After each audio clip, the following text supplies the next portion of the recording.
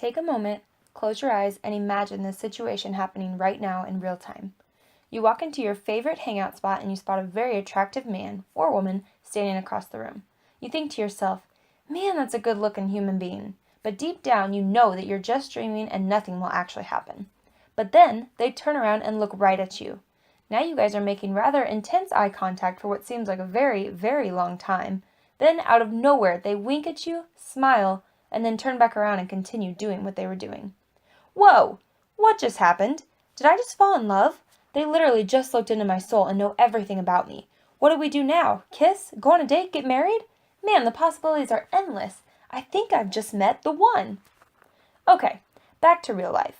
You can open your eyes now. How many of you have actually experienced a situation like this? I know I have. A crazy moment where you feel like you might have just met the love of your life, but here's the thing.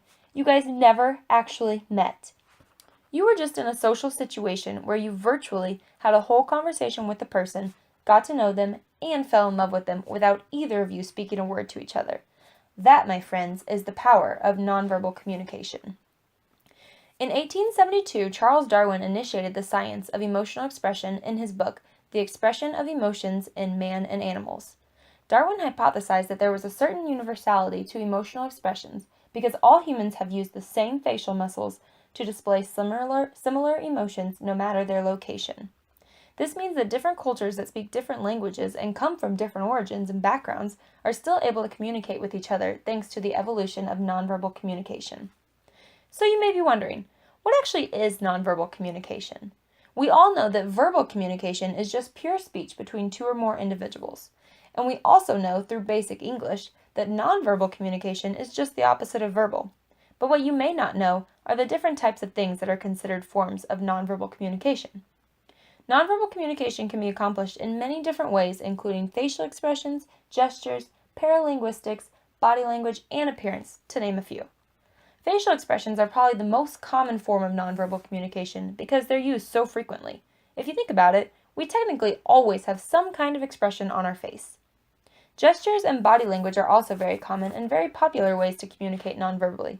We're usually able to detect or decipher a certain mood or emotion based on the type of gesture we receive and the body language or posture the person is using.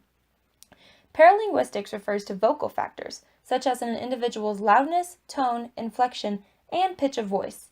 And appearance is how we present ourselves to others, ranging from the clothes we wear to how we style our hair to the color of our nails. Nonverbal communication is such an interesting topic all around because it plays such a huge, yet subtle, role in our everyday lives. It can be so powerful, yet we don't always consciously notice it. We sometimes think that we're really good at hiding our feelings and harboring them away from the outside world, but when you take nonverbal communication into consideration, we're usually not as good as we think we are. I'm sure by this point you can think of countless examples of nonverbal communication that you've experienced in the last day or two. Now I want to share two of my personal real-world examples where the nonverbal communication was so strong and powerful that it significantly affected the social situation I was in. The first of these examples occurred as I was walking into Cold Stone Creamery with friends one night about an hour before closing time. As one of the coworkers was sweeping, I walked in the door and was immediately stopped dead in my tracks. The girl who was sweeping had suddenly stopped sweeping, turned around swiftly, and just glared at me. My friend walked in behind me and actually ran into me because I had stopped so abruptly and just stood there, staring back at her, but unable to say a word. I had never seen this girl before, so I was so confused and shocked in the moment because I had no idea what was happening. She just inflicted some kind of deep feeling in me that momentarily paralyzed me. The crazy thing about this situation is that this whole interaction took place without a word being spoken from either one of us. She used a facial expression, gesture, and body language to express a certain emotion towards me.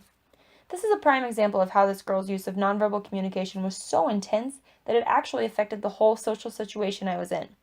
The rest of my visit there felt very tense and uncomfortable.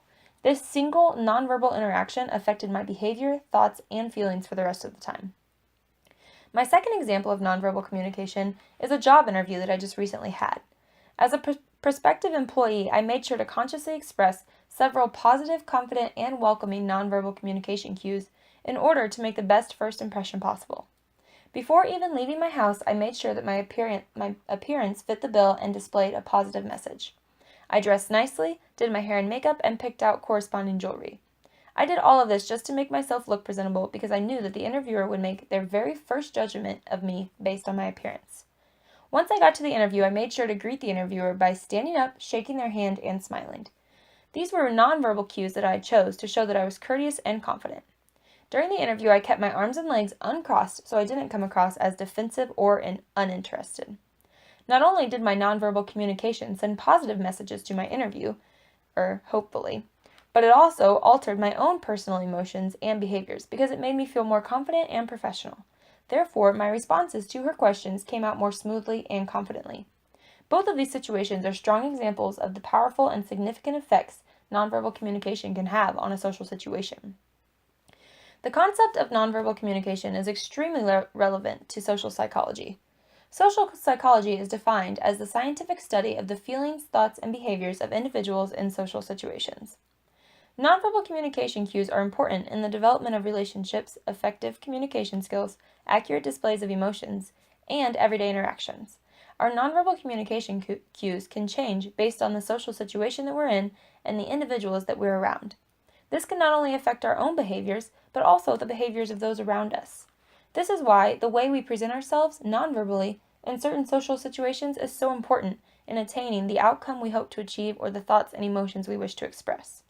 I would definitely include this topic if I were teaching social psych because it does have such a huge effect on the feelings and behaviors that occur in every social situation we find ourselves in on a daily basis. It not only affects our own behaviors, but it also affects the behaviors and feelings of those around us. I think nonverbal communication should be included as its own topic, though. Not that it couldn't fit into other topics such as emotions, attitudes, social influence, or attraction, but it is such a huge factor of everyday interactions that it holds too much significance to be squeezed into a couple slides of each of these topics.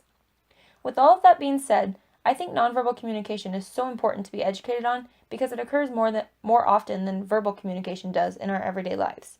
We have the ability to create an interaction with someone when there wasn't one, and you can do that without even saying a word.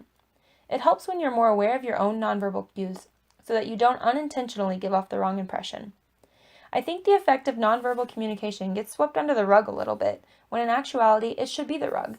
We've all heard the saying that actions speak louder than words, but what they forget to tell you is that actions speak more than words. Once we realize that, it will be easier to consciously control the mood and emotions of social situations and alter them to better reflect a more positive interaction and therefore create more positive relationships.